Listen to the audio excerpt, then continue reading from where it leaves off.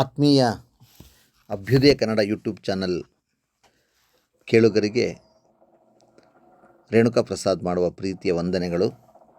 ಈ ದಿನ ನಿಮ್ಮ ಜೊತೆಗೆ ನಾನು ಕನ್ನಡದ ಒಂದು ಸೊಗಸಾದ ಕಥೆಯನ್ನು ಹಂಚಿಕೊಳ್ತಾ ಇದ್ದೀನಿ. ಅದು ಉಪನಿಷತ್ತುಗಳ ಕಾಲಕ್ಕೆ ಸಂಬಂಧಪಟ್ಟಿರ್ತಕ್ಕಂಥ ಒಂದು ಕತೆ. ಅದರ ಹೆಸರು ಉಪಮನ್ಯುವಿನ ಗುರುಭಕ್ತಿ ಅಂತ. ಉಪಮನ್ಯು ಎಂಬ ಒಬ್ಬ ವಿದ್ಯಾರ್ಥಿಯ ಗುರುಭಕ್ತಿಯನ್ನು ವಿವರಿಸ್ತಕ್ಕಂತಹ ಸುಂದರವಾದ ಕತೆ ಇದಾಗಿದೆ. ಖಂಡಿತ ನಿಮ್ಮೆಲ್ಲರಿಗೂ ಈ ಕಥೆ ಇಷ್ಟವಾಗ್ತದೆ ಅಂತ ನಾನು ಭಾವಿಸಿದ್ದೇನೆ. ಹಾಗಾದರೆ ಕೇಳೋಣವಾ? ಉಪಮನ್ಯುವಿನ ಗುರುಭಕ್ತಿ. ಬಹಳ ಹಿಂದೆ ಅಯೋಧ್ಯ ಧೌಮ್ಯ ಎಂಬ ಒಬ್ಬ ಆಚಾರ್ಯನಿದ್ದ. ಸಾಮಾನ್ಯವಾಗಿ ಆತನನ್ನು ಧೌಮ್ಯ ಎಂದು ಕರೆಯುತ್ತಿದ್ದರು. ಆತ ಒಂದು ಗುರುಕುಲವನ್ನು ನಡೆಸುತ್ತಿದ್ದ. ಅಲ್ಲಿ ಅನೇಕ ವಿದ್ಯಾರ್ಥಿಗಳು ಅಧ್ಯಯನ ನಡೆಸುತ್ತಿದ್ದರು. ಅವರಲ್ಲಿ ಉಪಮನ್ಯು ಎಂಬ ಒಬ್ಬ ವಿದ್ಯಾರ್ಥಿ ಇದ್ದ. ಹಳ್ಳಿಯ ಹೊರಭಾಗ ಪರ್ಣಶಾಲೆಯಲ್ಲಿ ಉಪಮನ್ಯುವು ಉಳಿದ ಶಿಷ್ಯರು ಗುರುವಿನ ಜತೆಯಲ್ಲೇ ವಾಸ ಮಾಡಿಕೊಂಡಿದ್ದರು. ಗುರುಕುಲದಲ್ಲಿ ಕಠಿಣವಾದ ಅನೇಕ ನಿಯಮಗಳನ್ನು ಅನುಸರಿಸಬೇಕಾಗಿತ್ತು. ಅತ್ಯಂತ ಕಠಿಣವಾದದ್ದು ವಿಧೇಯತೆ. ಆಚಾರ್ಯನ ಆದೇಶವನ್ನು ಪ್ರಶ್ನೆಯಿಲ್ಲದೆ ಒಪ್ಪಿಕೊಂಡು ನಡೆಸಬೇಕಿತ್ತು. ಎರಡನೇ ಮುಖ್ಯ ನಿಯಮ ಆಹಾರಕ್ಕೆ ಸಂಬಂಧಿಸಿದ್ದು. ಹಳ್ಳಿಯ ಮನೆಗಳಿಂದ ನಿತ್ಯವೂ ಸಿದ್ಧ ಮಾಡಿದ ಆಹಾರ ಸಿಕ್ಕುತ್ತಿತ್ತು. ಶಿಷ್ಯರು ಅದನ್ನು ಸಂಗ್ರಹಿಸಿ ಪರ್ಣಶಾಲೆಗೆ ತರುತ್ತಿದ್ದರು. ತಂದ ಆಹಾರವನ್ನೆಲ್ಲ ಕೂಡಿಸಿ ಆಚಾರ್ಯ ಅದನ್ನು ಎಲ್ಲರಿಗೂ ತನಗೂ ಕೂಡಿ ಸಮಾನವಾಗಿ ಹಂಚುತ್ತಿದ್ದ. ಗುರುಕುಲದಲ್ಲೇ ಹಣ್ಣುಗಳನ್ನು ಬೆಳೆದುಕೊಳ್ಳುತ್ತಿದ್ದರು. ಗೋಶಾಲೆಯನ್ನು ನಡೆಸುತ್ತಿದ್ದರು. ಅಲ್ಲಿ ಧರ್ಮ ಮತ್ತು ಯುದ್ಧಕಲೆ ಈ ಎರಡೂ ವಿಷಯಗಳಲ್ಲಿ ಬಾಲಕರಿಗೆ ಶಿಕ್ಷಣ ದೊರಕುತ್ತಿತ್ತು. ಪುರೋಹಿತನಾಗಬೇಕು ಎನ್ನುವವನು ವೇದ ಉಪನಿಷತ್ತುಗಳನ್ನು, ವಿವಾಹ ಮರಣ ಮುಂತಾದ ಸಂಸ್ಕಾರಗಳನ್ನು ನಡೆಸುವುದು, ಯಜ್ಞ ಯಾಗಾದಿಗಳನ್ನು ಮಾಡುವುದು ಹೇಗೆ ಎಂಬುದನ್ನು ಕಲಿತುಕೊಳ್ತಿದ್ದರು.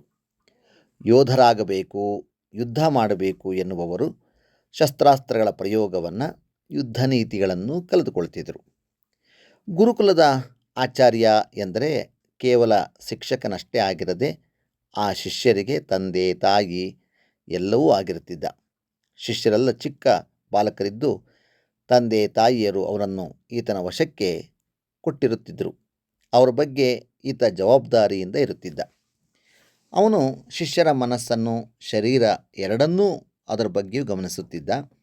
ಅವರ ಆಚಾರಗಳನ್ನು ಕಣ್ಣಿಟ್ಟು ನೋಡುತ್ತಾ ಅವರ ಚಿಂತನೆಗಳಿಗೆ ಮಾರ್ಗದರ್ಶನ ಮಾಡುತ್ತಿದ್ದ.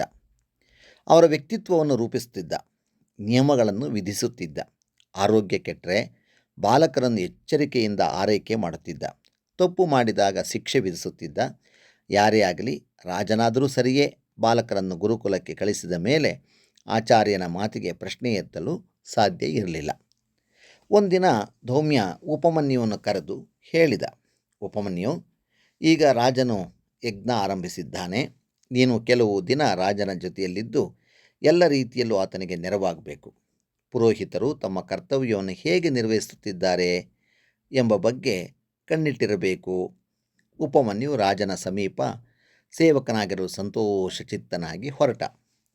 ಆತ ಹರ್ಷಚಿತ್ತನು, ಕಷ್ಟಪಟ್ಟು ಕೆಲಸ ಮಾಡುವವನೂ ಆಗಿದ್ದುದರಿಂದ ಎಲ್ಲರೂ ಅವನನ್ನು ಕಂಡು ಬಹಳ ಇಷ್ಟಪಡುತ್ತಿದ್ದರು, ಸಂತುಷ್ಟರಾದರು. ಕೆಲವು ದಿನಗಳ ನಂತರ ಉಪಮನ್ಯು ಗುರುಕುಲಕ್ಕೆ ಹಿಂದಿರುಗಿದ ಮೇಲೆ ಒಂದು ದಿನ ಧೌಮ್ಯ ಆತನನ್ನು ತನ್ನ ಹತ್ತಿರ ಕರೆದ. ಉಪಮನ್ಯು, ಈ ದಿನಗಳಲ್ಲಿ ನೀನು ಉಪವಾಸದಿಂದ ಇದ್ದೀಯಾ? ಇಲ್ಲ ಆಚಾರ್ಯ ಎಂದು ಉತ್ತರಿಸಿದ ಉಪಮನ್ಯು. ಅವನಿಗೆ ಆಶ್ಚರ್ಯವಾಗಿತ್ತು. ಧೌಮ್ಯ ಹೇಳಿದ, ಇಲ್ಲ ಎಂದು ಊಹಿಸಿದೆ. ನೀನು ಪುಷ್ಟನಾಗಿ ಕಾಣುತ್ತೀಯೆ. ಅರಮನೆಯ ಭಕ್ಷ್ಯ ಭೋಜ್ಯಗಳನ್ನು ದುರಾಶೆಯಿಂದ ಹೊಟ್ಟೆಗೆ ತುಂಬಿಕೊಂಡಿಲ್ಲ ಎಂದು ನಂಬುತ್ತೇನೆ. ಇಲ್ಲ ಗುರುವೇ, ರೂಢಿಯ ಪ್ರಕಾರ ನಾನು ನಿತ್ಯವೂ ಹಳ್ಳಿಗೆ ಹೋಗಿ ಆಹಾರ ಸಂಗ್ರಹಿಸಿ ತರುತ್ತಿದ್ದೆ. ಹಳ್ಳಿ ಅರಮನೆಗೆ ದೂರವಿಲ್ಲ, ಕೆಲವೇ ಕಾವುದ ನಡೆದರೆ ಆಯಿತು. ಆದರೆ ಎಂದೂ ನೀನು ಇಲ್ಲಿ ಆಶ್ರಮಕ್ಕೆ ಆಹಾರವನ್ನು ತಂದ ಹಾಗೆ ಕಾಣಲಿಲ್ವಲ್ಲ ಎಂದ ಧೌಮ್ಯ. ಉಪಮನ್ಯುವಿಗೆ ತಕ್ಷಣ ನೆನಪಾಯಿತು. ತಾನು ಸಂಗ್ರಹಿಸಿದ ಆಹಾರವನ್ನೆಲ್ಲ ಇಲ್ಲಿಗೆ ತಂದು ಗುರುವಿಗೆ ಒಪ್ಪಿಸಬೇಕಾಗಿತ್ತು ಎಂಬುದು. ಕೈ ಎತ್ತಿ ಹಣೆ ಬಡಿದುಕೊಂಡ. ತಾನು ನಿಯಮವನ್ನು ಮರೆತುಬಿಟ್ಟೆ ಎಂದು ತಪ್ಪೊಪ್ಪಿಕೊಂಡ. ಗುರುವಿನ ಕ್ಷಮೆ ಬೇಡಿಕೊಂಡ. ಆ ದಿನ ಉಪಮನ್ಯು ತನಗೆ ದೊರೆತ ಆಹಾರವನ್ನೆಲ್ಲ ತಂದು ಗುರುವಿಗೆ ಒಪ್ಪಿಸಿದ. ಉಪಮನ್ಯುವಿನ ಆತ್ಮ ಸಂಯಮವನ್ನು ಪರೀಕ್ಷಿಸಬೇಕಂತ ಧೌಮ್ಯ ಆತ ಆಹಾರವನ್ನೆಲ್ಲ ಒಪ್ಪಿಸಿದ ಕೂಡಲೇ ಆತನನ್ನು ಆಯಿತು ಅಂತ ಕಳಿಸಿಬಿಟ್ಟ. ಉಪಮನ್ಯು ದಿನವಿಡೀ ಕಾದರೂ ಯಾರೂ ಆಹಾರ ಕೊಡಲಿಲ್ಲ. ಹಸಿವಿನಿಂದ ಬಳಲುತ್ತಾ ನಿದ್ದೆ ಹೋದ. 2 ದಿನಗಳಾದ ಮೇಲೆ ಧೌಮ್ಯ ಪುನಃ ತನ್ನ ಶಿಷ್ಯನಿಗೆ ಹೇಳಿ ಕಳಿಸ್ದ, ಉಪಮನ್ಯು ಸ್ವರ್ಗಿ ಹೋಗಿರುತ್ತಾನೆ, ಕಣ್ಣು ಗುಳಿ ಬಿದ್ದಿರುತ್ತದೆ ಎಂದು ಅವನ ಎಣಿಕೆಯಾಗಿತ್ತು. ಆದರೆ ಉಪಮನ್ಯು ಉತ್ಸಾಹದಿಂದ ಉಕ್ಕುತ್ತಾ ಬಂದ. ಯಾವಾಗಿನಂತೆ ಹರ್ಷಚಿತ್ತನಾಗಿ ಧೌಮ್ಯನಿಗೆ ಆಶ್ಚರ್ಯವಾಯಿತು. ಧೌಮ್ಯ ಬೆರಗ ಕೇಳಿದ, ಉಪಮನ್ಯು, ಈ 2 ದಿನಗಳಿಂದ ನೀನು ಸಂಗ್ರಹಿಸಿ ತಂದ ಆಹಾರವನ್ನೆಲ್ಲ ನಾನೇ ತೆಗೆದುಕೊಂಡಿದ್ದೇನೆ, ನಿನಗೇನು ಕೊಟ್ಟಿಲ್ಲ. ನೀನು ಹಸಿವಿನಿಂದ ಬಳಲುತ್ತಿರುತ್ತೀಯೇ ಎಂದು ಊಹಿಸಿದ್ದೆ. ಆದರೆ ನೀನು ಲವಲವಿಕೆಯಿಂದ ಕುಣಿತಿದ್ದೀಯೇ, ಇದಕ್ಕೆ ಕಾರಣ ಏನು? ಬಾಲಕ ಹೇಳಿದ, ಗುರುವೇ, ನಾನು 2ನೇ ಸಲ ಹಳ್ಳಿಗೆ ಹೋಗಿ ಆಹಾರ ಪಡೆದುಕೊಳ್ಳಲು ತಿಂತಿದ್ದೇನೆ. ಧೌಮ್ಯನ ಮುಖ ಅಸಂತೋಷದಿಂದ ಬಾಡಿತು. ಹಳ್ಳಿಯಿಂದ ದಿನಕ್ಕೆ 1 ಸಲ ಮಾತ್ರವೇ ಆಹಾರ ಸಂಗ್ರಹಿಸತಕ್ಕದ್ದೆಂದು ನಾನು ಮೇಲಿಂದ ಮೇಲೆ ಹೇಳಲಿಲ್ವೇ? ಉತ್ತರ ಕೊಡು ಎಂದ ಧೌಮ್ಯ ಕಠಿಣವಾಗಿ. ಹೌದು ಎಂದ ಉಪಮನ್ಯು ಸೊರಗಿದ ದನಿಯಲ್ಲಿ, ನನಗೆ ಹಸಿವಾಗ್ತಿತ್ತು. ಹಸಿವಿನಲ್ಲಿ ನಿಯಮವನ್ನು ಮರೆತೆ. ಆ ಹಳ್ಳಿ ಈ ಆಶ್ರಮ ಒಂದಕ್ಕೆ ಆಹಾರ ಕೊಟ್ಟು ಪೋಷಿಸುತ್ತಿಲ್ಲ ಎಂದು ಧೌಮ್ಯ ಮುಂದುವರೆಸಿದ. ಆ ಜನಕ್ಕೆ ಕೃತಜ್ಞನಾಗಿರುವ ಬದಲು ನೀನು ಅತ್ಯಾಸೆ ಮಾಡಿದ್ದೀಯೆ. ನೀನು ತಪ್ಪು ಮಾಡಿದ್ದೀಯೆ. ಈಗ ಹೋಗು. ಇನ್ನು ಮುಂದೆ ನೀನು ಹಸುಗಳನ್ನು ನೋಡುತ್ತಾ ನಾನು ಹೇಳಿದ ವಿಷಯದ ಬಗ್ಗೆ ಯೋಚನೆ ಮಾಡಿಕೊಳ್ಳುತ್ತಿರು. ಉಪಮನ್ಯುವಿನ ಶಿಕ್ಷೆ ಮುಂದುವರಿತು. ಆತ ಹಳ್ಳಿಯಿಂದ ಆಹಾರ ಸಂಗ್ರಹಿಸಿ ತಂದು ಧೌಮ್ಯನಿಗೆ ಒಪ್ಪಿಸುತ್ತಿದ್ದ. ಮುಗಿಯಿತು. ಆಮೇಲೆ ಆತನಿಗೆ ಆಹಾರ ಕಣ್ಣಿಗೆ ಬೀಳ್ತಿರಲಿಲ್ಲ. 3 ದಿನ ಕಳೆದವು. ತನ್ನ ಶಿಷ್ಯ ಬಂದು ಆಹಾರ ಬೇಡುತ್ತಾನೆ ಎಂದು ಧೌಮ್ಯ ನಿರೀಕ್ಷಿಸುತ್ತಲೇ ಇದ್ದ. ಉಪಮನ್ಯು ಆಹಾರಕ್ಕಾಗಿ ಬರಲೇ ಇಲ್ಲ. ಅಷ್ಟೇ ಅಲ್ಲ, ಆತ ಎಂದಿನಂತೆ ಅದೇ ಉಲ್ಲಾಸದಿಂದ ಕೆಲಸ ಮಾಡ್ತಿದ್ದ. ಪುನಃ ಗುರು ಆತನಿಗೆ ಕರೆ ಕಳಿಸಿದ. ಈ ದಿನ ಹಸುಗಳನ್ನು ಕಾಡಿಗೆ ಹೊಡೆದುಕೊಂಡು ಹೋಗಲು ಕಷ್ಟವಾಯಿತೆ? ಧೌಮ್ಯ ಬಾಲಕನನ್ನು ಪ್ರಶ್ನಿಸಿದ. ಇಲ್ಲ ಗುರುಗಳೇ ಎಂದ ಉಪಮನ್ಯು ಹರ್ಷಚಿತ್ತನಾಗಿ. ಗುರು ಮತ್ತೆ ಹೇಳಿದ, ನೀನು ಇಡೀ 3 ದಿನಗಳಿಂದ ಆಹಾರವಿಲ್ಲದೆ ಇದ್ದೀಯಲ್ಲ, ಅದಕ್ಕಾಗಿ ಕೇಳಿದೆ. ಹಸಿವಿನಿಂದ ನಿನ್ನ ಕಾಲು ಸೋಲಲಿಲ್ಲವೇ? ತಲೆ ಸುತ್ತುತ್ತಿಲ್ಲವೇ? ನಾನು ಹಸ್ದಿರಲಿಲ್ಲ ಎಂದ ಉಪಮನ್ಯು. ಗುರು ಆಶ್ಚರ್ಯಪಟ್ಟ. ಏನು, ಈಗಾಗಲೇ ನೀನು ಹಸಿವನ್ನು ಗೆದ್ದುಬಿಟ್ಟಿದ್ದೀಯೇನು? ಉಪಮನ್ಯು ದಿಗ್ಮೂಢನಾದ. ತಾನು ಪುನಃ ಪ್ರಮಾದ ಮಾಡಿದ್ದೇನೆ ಎಂದು ತಿಳಿಯಿತು. ಆತ ಮೆಲ್ಲಗೆ ಹೇಳಿದ, ಗುರುವೇ, ಹಸುಗಳನ್ನು ನೋಡಿಕೊಳ್ಳುತ್ತಾ ನಾನು ಅವುಗಳ ಹಾಲನ್ನೇ ಸೇವಿಸುತ್ತಿದ್ದೆ. ದೀರ್ಘಕಾಲ ಮೌನ ಹಬ್ಬಿಕೊಂಡಿತು. ಬಾಲಕನಿಗೆ ಏನೂ ಮಾಡಲು ತಿಳಿಯದೆ ಮುಜುಗರವಾಯಿತು. ಗುರು ದುಃಖಿತನಾದ, ಕೋಪಗೊಂಡ. ಕೊನೆಯಲ್ಲಿ ಧೌಮ್ಯ ಶಾಂತನಾಗಿ ಹೇಳಿದ, ಉಪಮನ್ಯು, ನೀನು ಯಾವತ್ತೂ ಸುಳ್ಳು ಹೇಳುವುದಿಲ್ಲವೆಂಬುದನ್ನು ಗಮನಿಸಿದ್ದೇನೆ. ಅಭ್ಯಾಸದಲ್ಲಿ ನೀನು ಕ್ರಮ ತಪ್ಪಿದ್ದಿಲ್ಲ. ಚೆನ್ನಾಗಿ ಅಭ್ಯಾಸ ಮಾಡುತ್ತೀಯೇ, ಹರ್ಷಚಿತ್ತನಾಗಿರುತ್ತೀಯೇ ಮತ್ತು ಉಳಿದವರನ್ನು ಹರ್ಷದಿಂದ ಇಡುತ್ತೀಯೇ. ಆದರೆ ನಿನ್ನಲ್ಲಿ ಒಂದು ಊನವಿದೆ. ನೀನು ಈಗ ಎಳೆಯನಾಗಿರುವಾಗ ಅದನ್ನು ಕಡೆಗಣಿಸಿದರೆ ಮುಂದೆ ನಿನ್ನ ಇಡೀ ಜೀವನವನ್ನೇ ವ್ಯಾಪಿಸಿ ಹಾಳು ಮಾಡಬಹುದು. ನೀನು ಹೊಟ್ಟೆಯ ಅಂಕಿಯಲ್ಲಿದ್ದೀಯೇ? ಛೇ, ಅದರ ವಿಷಯದಲ್ಲಿ ಎಲ್ಲ ನಿಯಮಗಳನ್ನು ಮರೆತು ಬಿಡುತ್ತೀಯೇ. ಹಸಿವಾದಾಗ ನಿನ್ನ ಕ್ರಿಯೆಗಳ ಮೇಲೆ ನಿನಗೆ ಹತೋಟಿಯೇ ಇರುವುದಿಲ್ಲ. ತನ್ನ ದೇಹ ತನ್ನ ಮನಸ್ಸಿನ ಹತೋಟಿಯಲ್ಲಿ ಇಲ್ಲದಿದ್ದರೆ ಅಂತಹ ಮನುಷ್ಯ ಎಂಥದಕ್ಕೆ ಬೇಕಾದರೂ ಇಳಿದು ಬಿಡುತ್ತಾನೆ ಎಂಬುದನ್ನು ನಾನು ನಿನಗೆ ಅನೇಕ ಸಲ ಹೇಳಿದ್ದೇನೆ. ಅಂಥವನು ತನಗೆ ಒಂದು ಜಾತ್ರೆ ನೋಡಬೇಕು ಎನ್ನಿಸಿದರೆ ಅದಕ್ಕಾಗಿ ಸುಳ್ಳು ಹೇಳುತ್ತಾನೆ. ಹಸಿವಾಯಿತು ಎಂದರೆ ಆತ ಕಳುವು ಮಾಡುತ್ತಾನೆ. ಒಳ್ಳೆಯ ಬಟ್ಟೆ ತೊಡಬೇಕೆಂದು ಮೋಸ ಮಾಡುತ್ತಾನೆ. ಇಂತಹ ವಿದ್ಯೆಯನ್ನು ಕಲಿಯಲಿಕ್ಕೆಂದು ನಿನ್ನ ತಂದೆ ನಿನ್ನನ್ನು ನನ್ನ ಬಳಿ ತಂದು ಒಪ್ಪಿಸಿದರೆ ಉಪಮನ್ಯು. ತನ್ನ ಗುರುವಿನ ಈ ದುಃಖಪೂರಿತವಾದ ಮೃದು ವಾಕ್ಯಗಳಿಂದ ಉಪಮನ್ಯುವಿಗೆ ತುಂಬ ನಾಚಿಕೆ ಆಯಿತು. ಬೈದಿದ್ದರೆ ಅಥವಾ ಹೊಡೆದಿದ್ದರೆ ಆಗುವುದಕ್ಕಿಂತ ಹೆಚ್ಚಾಗಿ ನಾಚಿಕೆಯಾಯಿತು. ಇನ್ನು ಎಂದಿಗೂ ತನ್ನಲ್ಲಿ ಧೌಮ್ಯನಿಗೆ ತಪ್ಪು ಕಾಣಲು ಅವಕಾಶ ಕೊಡುವುದಿಲ್ಲ ಎಂದು ನಿರ್ಧರಿಸಿಕೊಂಡನು. ಗುರುವೇ, ಎಂದ. ಮುಖ ಕೆಂಪಾಗಿ ಕಣ್ಣಿಗೆ ಕಣ್ಣಿಟ್ಟು ಗುರುವನ್ನು ನೋಡಲು ಸಾಧ್ಯವಾಗದೆ, ಇನ್ನು ನೀವೇ ತಿನ್ನು ಎಂದು ಹೇಳುವ ತನಕ ಮತ್ತೊಂದು ತುತ್ತನ್ನು ಬಾಯಿಗಿಡುವುದಿಲ್ಲ. ಆ ದಿನ ಮತ್ತು ಮಾರನೇ ದಿನ ಕೂಡ ಉಪಮನ್ಯು ಏನನ್ನೂ ಮುಟ್ಟಲಿಲ್ಲ. ಮಾರನೆಯ ದಿನ ಆತ ಹಸುಗಳನ್ನು ಮೇಯಿಸುತ್ತಿದ್ದಾಗ ಹಸಿವು ವಿಪರೀತವಾಗಿ ತಡೆಯಲಾಗದೆ ಹತಾಶನಾಗಿ ಅಲ್ಲಿದ್ದ ಒಂದು ಗಿಡದ ರಸ ತುಂಬಿದ ದಪ್ಪ ಎಲೆಗಳನ್ನೇ ಬಾಚಿ ಕಬಳಿಸಿದ. ಆದರೆ ದುರಾದೃಷ್ಟವಶಾತ್ ಅದು ಒಂದು ಔಷಧದ ಗಿಡವಾಗಿತ್ತು. ಕಟು ವಾಸನೆಯುಳ್ಳ ಎಲೆಗಳನ್ನು ತಿಂದೊಡನೆ ಉಪಮನ್ಯುವಿನ ಕಣ್ಣುಗಳಲ್ಲಿ ನೋವು ಕೆಣಕಿತು. ಸ್ವಲ್ಪ ಹೊತ್ತಿನಲ್ಲಿ ಆ ಪಾಪದ ಹುಡುಗನಿಗೆ ಏನೇನೋ ಕಾಣದಾಯಿತು. ಆತ ಕುರುಡನಾಗುತ್ತಿದ್ದ. ಭಯದಿಂದ ಬುದ್ಧಿ ಮಂಕಾಗಿ ಹೇಗಾದರೂ ಕತ್ತಲೆಯಾಗುವುದರೊಳಗೆ ಆಶ್ರಮವನ್ನು ಸೇರಬೇಕೆಂದು ಕಾತರಿಸುತ್ತಾ ಏಳುತ್ತಾ ಬೀಳುತ್ತಾ ನಡೆದ. ಆದರೆ ಹಾದಿ ಕಾಣದೆ ದಾರಿ ತಪ್ಪಿ ಹೋಯಿತು. ಮುಂದಕ್ಕೆ ಒಂದು ಗುಂಡಿಯಲ್ಲಿ ಬಿದ್ದುಬಿಟ್ಟ. ಅಲ್ಲೇ ಭಯಪೀಡಿತನಾಗಿ ಏಕಾಂಗಿಯಾಗಿ ಅಳುತ್ತಾ ಬಿದ್ದಿದ್ದ. ಕಾಡಿನ ಮೇಲೆ ಶೀಘ್ರವಾಗಿ ರಾತ್ರಿ ಹಬ್ಬಿಕೊಂಡಿತು. ಕತ್ತಲಾಗುವ ಹೊತ್ತಿಗೆ ಧೌಮ್ಯ ಉಪಮನ್ಯು ಇಲ್ಲದ್ದನ್ನು ಕಂಡ. ಅವನ ಬಗ್ಗೆ ಉಳಿದವರನ್ನು ಕೇಳಿದ. ಅವರಲ್ಲೊಬ್ಬ ಶಿಷ್ಯ ಹೇಳಿದ, ಆತ ಎಂದಿನಂತೆ ಹಸುಗಳನ್ನು ಮೇಯಿಸಲು ಕಾಡಿಗೆ ಹೋಗಿದ್ದ. ಹಸುಗಳೆಲ್ಲ ಮನೆಗೆ ಹಿಂದಿರುಗಿದ್ದಾವೆ, ಆದರೆ ಅವನು ಮಾತ್ರ ಇನ್ನೂ ಬಂದಿಲ್ಲ. ಕತ್ತಲಾಗುತ್ತಿದೆಯಲ್ಲ ಎಂದ ಗುರು ಆತುರವಾಗಿ ಮೇಲೆ ಕೇಳುತ್ತಾ, ನಡೆಯಿರಿ, ನಾವು ಹೋಗಿ ನೋಡೋಣ. ಗುರು ಮತ್ತು ಶಿಷ್ಯರು ಕೂಡಿ ಉಪಮನ್ಯುವನ್ನು ಹುಡುಕುವುದಕ್ಕೆ ಹೊರಟರು. ರೂಢಿಯಾಗಿದ್ದ ಜಾಗಗಳನ್ನೆಲ್ಲ ಅವರು ಹುಡುಕಿ ನೋಡಿದರೂ ಆತ ಸಿಕ್ಕಲಿಲ್ಲ. ಕೊನೆಯಲ್ಲಿ ಗುರು ಅವರೆಲ್ಲರನ್ನೂ ಕರೆದುಕೊಂಡು ಒಂದು ಹೊಸ ಹಾದಿಯಲ್ಲಿ ಹೊರಟ. ದೊಡ್ಡದಾಗಿ ಕೂಗಿದ, ಓ ಉಪಮನ್ಯು, ಎಲ್ಲಿದ್ದೀಯೇ? ಕರೆಯುವುದು ಕೇಳುತ್ತಿದೆಯಾ? ಮಿತಿಮೀರಿದ ಆಯಾಸದಿಂದಲೇ ಉಪಮನ್ಯುವಿಗೆ ಕೊಂಚ ಜಂಪು ಹತ್ತಿದಂತಾಗಿತ್ತು. ತನ್ನ ಗುರುವಿನ ದನಿ ಕೇಳಿದ ಕೂಡಲೇ ಆತ ಬೆಚ್ಚಿ ಎಚ್ಚರಾದ. ಗುರುವೇ, ನಾನಿಲ್ಲಿದ್ದೇನೆ ಅಂತ ಕೂಗಿದ. ನಾನು ಈ ಗುಂಡಿಯಲ್ಲಿ ಬಿದ್ದಿದ್ದೇನೆ. ಅಂತೂ ಕೊನೆಗೆ ಈ ಆಶ್ರಮದ ತಂಡ ಅವನನ್ನು ಕಂಡಿತು. ಉಪಮನ್ಯುವಿನ ವಸ್ತ್ರಗಳು ಹರಿದಿದ್ದುವು. ದೇಹದ ತುಂಬ ಮುಳ್ಳು ತರೆದಿತ್ತು. ಕೆನ್ನೆಯ ಮೇಲೆ ಇನ್ನೂ ಕಣ್ಣೀರು ಫಳಗುಡುತ್ತಿತ್ತು. ಈ ಗುಂಡಿಯಲ್ಲೇಕೆ ಕೂತಿದ್ದೀಯೇ ಉಪಮನ್ಯು ಎಂದು ಗುರು ಕೇಳಿದ.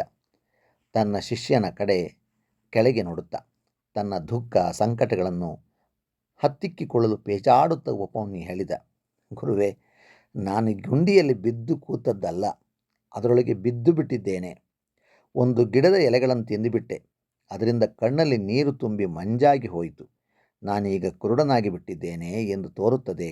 ಕೊಂಚ ತಡೆದು ಕೇಳಿದ, ಹಸುಗಳೆಲ್ಲ ಸುರಕ್ಷಿತವಾಗಿವೆಯೇ? ಹಸುಗಳೆಲ್ಲ ಸುರಕ್ಷಿತವಾಗಿ ಹಿಂದಿರುಗಿದ್ದಾವೆಂದು ಉಪಮನ್ಯುವಿನ ಸ್ನೇಹಿತರು ಭರವಸೆ ಹೇಳಿದರು. ಯಾವ ಗಿಡದ ಎಲೆಗಳನ್ನು ತಿಂದದ್ದು ಎಂಬುದನ್ನು ಗುರುತು ಹೇಳು ಎಂದು ಧೌಮ್ಯ ಕೇಳಿಕೊಂಡ. ಆಮೇಲೆ ಹೇಳಿದ, ನೀನು ಇಲ್ಲೇ ಇದ್ದು ಕಣ್ಣುಗಳು ಸರಿಯಾಗುವುದಕ್ಕಾಗಿ ದೇವರನ್ನು ಪ್ರಾರ್ಥಿಸಬೇಕೆಂದು ನಾನು ಸೂಚಿಸುತ್ತೇನೆ. ನಿನ್ನ ಪ್ರಾರ್ಥನೆ ಪ್ರಾಮಾಣಿಕವಾಗಿದ್ದರೆ ದೇವರು ಸಹಾಯ ಮಾಡುತ್ತಾನೆ. ನಿನ್ನ ಕಣ್ಣು ಮೊದಲಿನಂತೆ ಸರಿಯಾದ ಬಳಿಕ ಅಥವಾ ಈ ಕುರುಡುಗಣ್ಣುಗಳನ್ನಿಟ್ಟುಕೊಂಡೇ ಬದುಕುತ್ತೇನೆಂಬ ಧೈರ್ಯ ಮಾಡಿದ ಬಳಿಕ ಆಶ್ರಮಕ್ಕೆ ಹಿಂದಿರುಗಿ ಬಾ. ತಾನೀಗ ಪರೀಕ್ಷೆಗೆ ಗುರಿಯಾಗಿದ್ದೇನೆಂದು ಉಪಮನ್ಯುವಿಗೆ ತಕ್ಷಣ ಅರಿವಾಯಿತು. ಅತ್ತು ಕರುಣೆ ಬೇಡುವುದಕ್ಕೆ ಆತನ ಆತ್ಮ ಗೌರವ ಒಪ್ಪಲಿಲ್ಲ. ತಲೆಬಾಗಿ ಗುರುವಿನ ಆದೇಶವನ್ನು ಒಪ್ಪಿಕೊಂಡ. ಎದೆಯ ಮೇಲೆ ಕೈಗಳನ್ನಿಟ್ಟುಕೊಂಡು ಧ್ಯಾನಕ್ಕೆ ಸಿದ್ಧನಾದ. ಧೌಮ್ಯ ಮತ್ತು ಶಿಷ್ಯರು ಅವರೆಲ್ಲರನ್ನೂ ಕರೆದುಕೊಂಡು ಆಶ್ರಮಕ್ಕೆ ಮರಳಿದ. ಕಾಡಿನ ತುಂಬ ಕತ್ತಲೆ ಹಬ್ಬಿ ವಿಚಿತ್ರ ಸದ್ದುಗಳು ಕೇಳುತ್ತಿದ್ದವು. ಆದರೆ ಉಪಮನ್ಯುವಿಗೆ ಈಗ ಭಯವೇ ಇರಲಿಲ್ಲ. ತನಗೆ ಬಂದ ಶಿಕ್ಷೆಯನ್ನು ಗಂಡಸಿನ ಹಾಗೆ ಅನುಭವಿಸುತ್ತೇನೆ ಎಂಬುದನ್ನು ಸಿದ್ಧ ಮಾಡಿ ತೋರಿಸಲು ನಿಶ್ಚಯ ಮಾಡಿಕೊಂಡಿದ್ದ. ಮೊದಲು ಆತ ದೊಡ್ಡದಾಗಿ ಪ್ರಾರ್ಥಿಸಿದ. ಸ್ವರ್ಗವಾಸಿಗಳಾದ ಎಲೆ ದೇವತೆಗಳೇ, ನನಗೆ ನೆರವಾಗಿ ನನ್ನ ಕಣ್ಣುಗಳು ಸರಿಯಾಗಲಿ. ನೀವು ಕರುಣಾಳುಗಳು, ನ್ಯಾಯ ಪ್ರವರ್ತಕರು, ಶಾಂತರು. ನನ್ನ ಮೌಢ್ಯವನ್ನು ಮನ್ನಿಸಿ ಈ ದಿನ ನಾನು ಮತ್ತೆಂದೂ ಮರೆಯದಂತಹ ಪಾಠ ಕಲಿತಿದ್ದೇನೆ. ಬಹುಬೇಗ ಉಪಮನ್ಯು ಧ್ಯಾನದಲ್ಲಿ ಸಂಪೂರ್ಣನಾಗಿ ತಲ್ಲೀನನಾಗಿ ಹೋದ. ಎಷ್ಟೋ ಹೊತ್ತು ಕಳೆದ ಮೇಲೆ ನಕ್ಷತ್ರ ರೂಪರಾದ ಅಶ್ವಿನಿ ಕುಮಾರರಿಬ್ಬರೂ ಸಮಸ್ತ ವೈಭವದಿಂದ ತನ್ನೆದುರು ಮಿನುಗುತ್ತಿದ್ದಂತೆ ಭಾಸವಾಯಿತು. ಅವರು ದೇವವೈದ್ಯರೆಂದು ಗುರುಗಳು ಆತನಿಗೆ ತಿಳಿಸಿದ್ದರು. ನಮ್ಮನ್ನು ಕರೆದೆಯಾ ಉಪಮನ್ಯು? ಅವರು ಪ್ರಶ್ನಿಸಿದರು. ನಿನಗೆ ಏನು ಬೇಕು ಹೇಳು? ತನಗೆ ಕಣ್ಣುಗಳನ್ನು ಕೊಡುವಂತೆ ಉಪಮನ್ಯು ಬೇಡಿಕೊಂಡ. ಅಶ್ವಿನಿ ಕುಮಾರರು ನಕ್ಕು ಆತನಿಗೆ ಔಷಧಪೂರಿತವಾದ ಹೋಳಿಗೆಯನ್ನು ತಿನ್ನಲು ಕೊಟ್ಟರು. ಉಪಮನ್ಯು ಅದನ್ನು ತೆಗೆದುಕೊಂಡು ಇನ್ನೇನು ಬಾಯಿಗಿಡಬೇಕು ಎನ್ನುವಷ್ಟರಲ್ಲಿ ತಕ್ಷಣ ಗುರುವೇ ಸ್ವತಃ ತಿನ್ನು ಎನ್ನದೆ ತಾನು ಏನನ್ನೂ ತಿನ್ನುವುದಿಲ್ಲ ಎಂದು ಶಪಥ ಮಾಡಿದ್ದು ನೆನಪಾಯಿತು. ಕೈಗಳು ಹಾಗೆಯೇ ಹೋಳಿಗೆಯ ಮೇಲೆ ಮುಚ್ಚಿಕೊಂಡವು. ನೀವು ದಯಪಾಲಿಸಿದ್ದನ್ನು ತೆಗೆದುಕೊಂಡಿದ್ದೇನೆ. ಇಗೋ ನನ್ನ ಹೃತ್ಪೂರ್ವಕ ವಂದನೆ ಎಂದ ಉಪಮನ್ಯು. ಯಾಕೆ ಅದನ್ನು ತಿನ್ನುವುದಿಲ್ಲ ಎಂದು ಅವರು ಪ್ರಶ್ನಿಸಿದರು. ನನ್ನ ಗುರುಗಳ ಅಪ್ಪಣೆ ಇಲ್ಲದೆ ತಿನ್ನುವುದಿಲ್ಲವೆಂದು ನಾನು ಅವರಿಗೆ ವಚನ ಕೊಟ್ಟಿದ್ದೇನೆ ಎಂದ ಬಾಲಕ. ಆದರೆ ನಿನ್ನ ಅನಾರೋಗ್ಯದಲ್ಲಿ ಈ ವಚನವನ್ನು ಕಡೆಗಣಿಸಬಹುದಲ್ಲ ಎಂದರು ಅಶ್ವಿನಿ ದ್ವಯರು ಕುತೂಹಲದಿಂದ ಅವನನ್ನೇ ನೋಡುತ್ತಾ.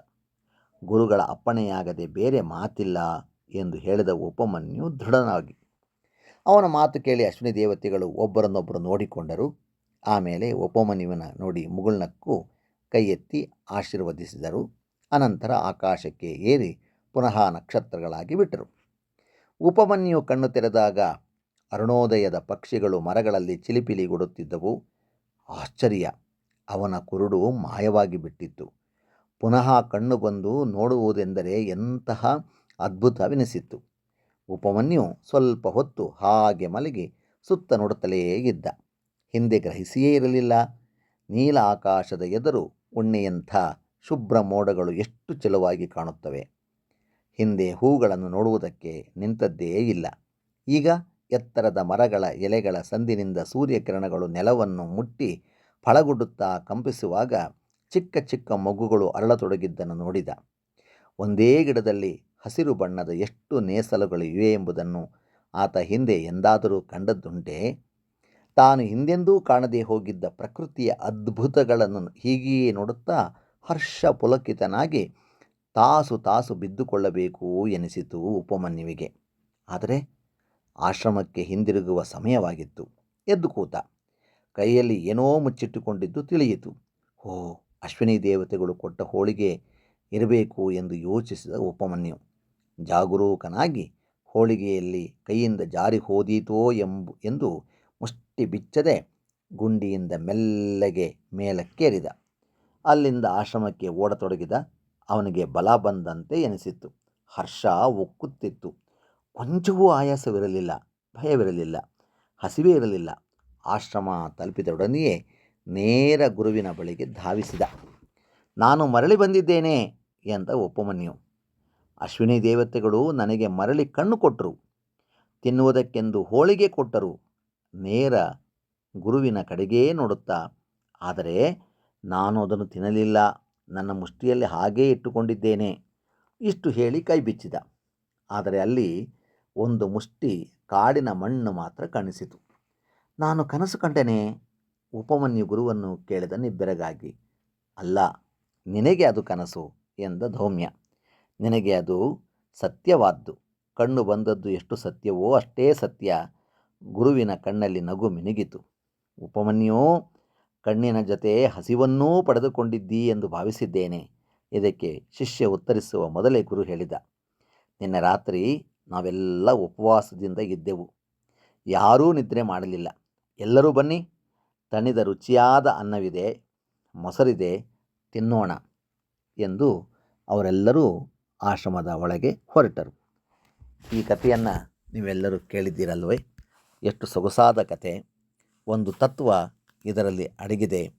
ಗುರುವಿನ ಮಾತಿಗೆ ಬೆಲೆ ಕೊಡುವುದು ಮತ್ತು ಅತಿ ಆಸೆ ಪಡದೇ ಇರುವುದು, ಎಷ್ಟು ಬೇಕೋ ಅಷ್ಟನ್ನು ಮಾತ್ರ ತೆಗೆದುಕೊಳ್ಳುವುದು, ಜೊತೆಗೆ ನಾವು ಹಸಿವನ್ನು ಗೆಲ್ಲುವುದು ಎಂದರೆ ಒಂದು ಬಹುದೊಡ್ಡದಾಗಿರ್ತಕ್ಕಂಥ ಪರೀಕ್ಷೆ. ಅದರಲ್ಲಿ ಯಶಸ್ವಿಯಾಗುವುದು ಉಪಮನ್ಯುವಂತಹ ಒಬ್ಬ ಶ್ರೇಷ್ಠ ಶಿಷ್ಯನಿಗೆ ಮಾತ್ರ. ಮತ್ತೆ ಇನ್ನೊಂದು ಸೊಗಸಾದ ಕಥೆಯೊಂದಿಗೆ ನಿಮ್ಮನ್ನು ಭೇಟಿಯಾಗುತ್ತೇನೆ. ನಿಮ್ಮವ ಪಾವಗಡ ರೇಣುಕಾ ಪ್ರಸಾದ್, ಅಭ್ಯುದಯ ಯೂಟ್ಯೂಬ್ ಕನ್ನಡ ಚಾನಲ್. ವಂದನೆಗಳು.